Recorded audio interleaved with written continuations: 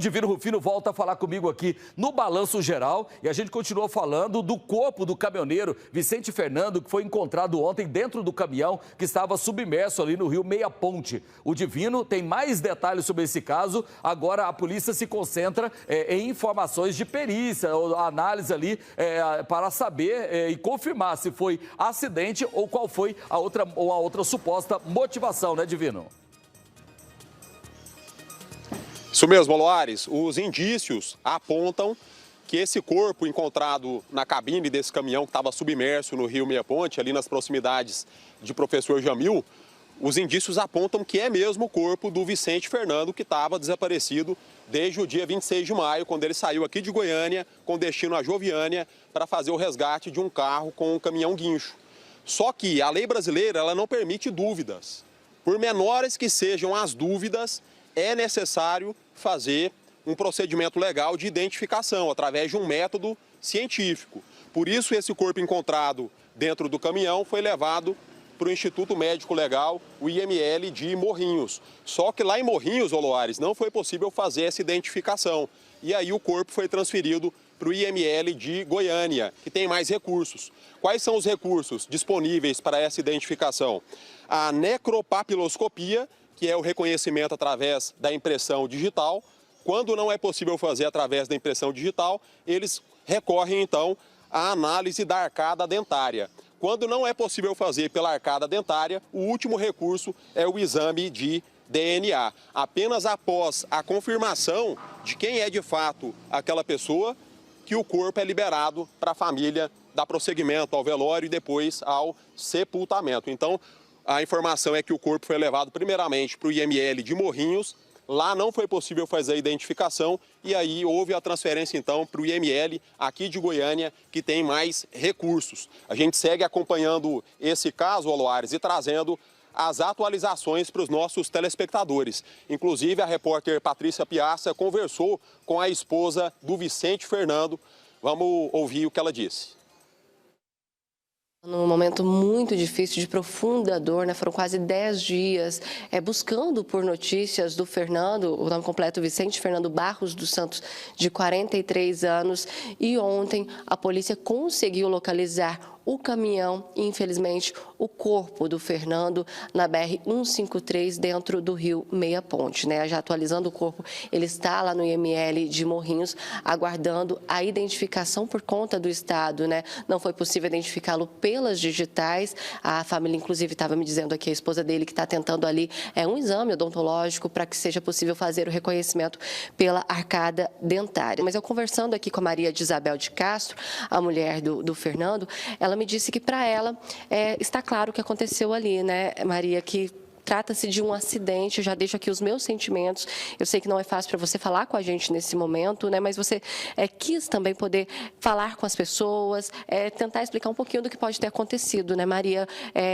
Trata-se para você, de fato, de um acidente? Desde a primeira ligação que eu recebi, a primeira coisa que eu pensei e quis sair atrás e olhar é acidente, porque ele me falou no domingo à noite: eu estou tão cansado, mas eu vou tomar um banho e vou lá na empresa abastecer, porque eu não trabalhei durante o dia e eu agora estou de carteira assinada.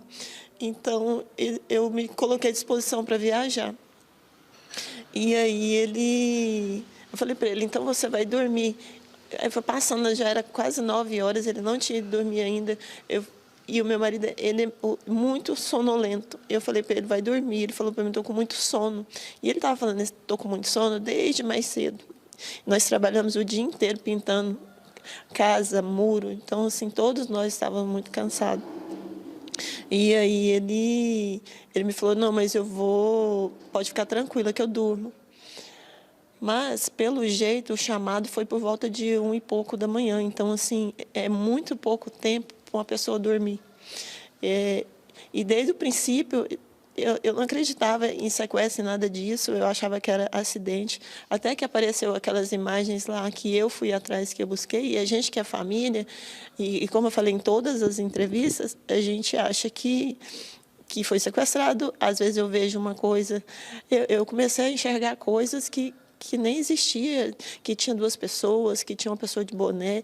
A gente num desespero para tentar entender o que aconteceu, e aí você tem esperança, né?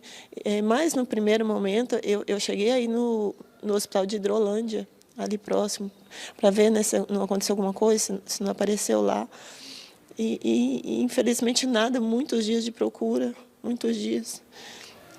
Eu cheguei a passar em frente, porque eu fui ajudar nas buscas em frente a esse rio, eu não vi vestígio nenhum, e às vezes você passa de carro, passa rápido, né? Um caminhão grande teria... Não sei mais o que falar. Sobre aquela imagem que mostra ali, né, uma pessoa entrando no veículo, chegou a cogitar se seria uma outra pessoa, seria além dele. Você acredita que não, que teria sido ele mesmo que desceu ali pela porta do motorista e entrou pela porta do passageiro? Não haveria mais ninguém ali com ele, é isso que você acredita? Não, aí existe uma outra imagem de frente que mostra que foi ele que desceu e ele vai para o outro lado. O que pode ter acontecido? Porque lá ele fica parado 5 minutos. Ele mexe, ele sabe arrumar as coisas.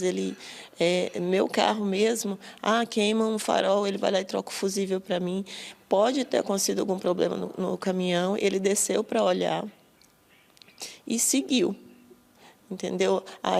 Um barulho, sei lá, alguma coisa, ele foi olhar e seguiu. Ele não tinha medo de parar na rua, assim, de madrugada, não tinha medo de assalto, ele não tinha medo dessas coisas.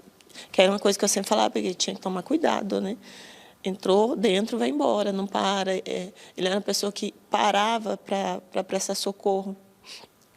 Poucos dias atrás mesmo, eu estava hospitalizada, e aí eu fiquei sabendo depois que ele parou para prestar socorro para uma pessoa vindo de Anápolis, entendeu? Então, assim, ele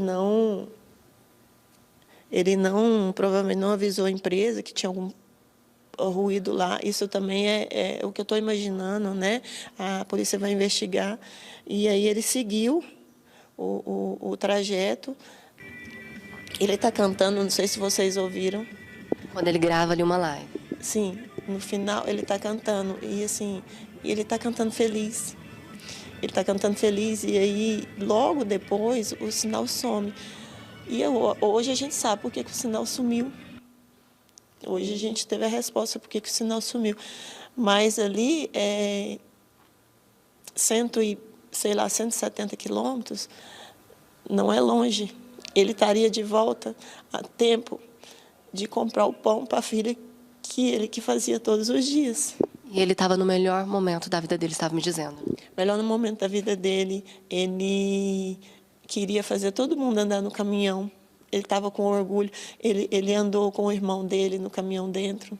Ele me levou mais a filha para dar voltinha, vamos para vocês verem, assim, todo feliz. Nós paramos no domingo, antes de ir para a casa do Caneto, paramos no domingo no distribuidor para comprar gelo, porque a gente tinha que levar água, né? Lá na casa não tem nada.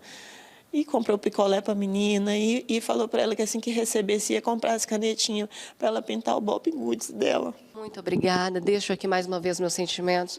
Repito aqui, o corpo ainda espera pela liberação, pela identificação do IML. É um processo que pode demorar, porque se não conseguir esse reconhecimento pela arcada dentária, aí sim é feito um exame de DNA e a gente, claro, segue acompanhando, né, o trabalho da Polícia Civil e deixando aqui nossos mais profundos sentimentos para essa família que passa por esse momento de profunda dor.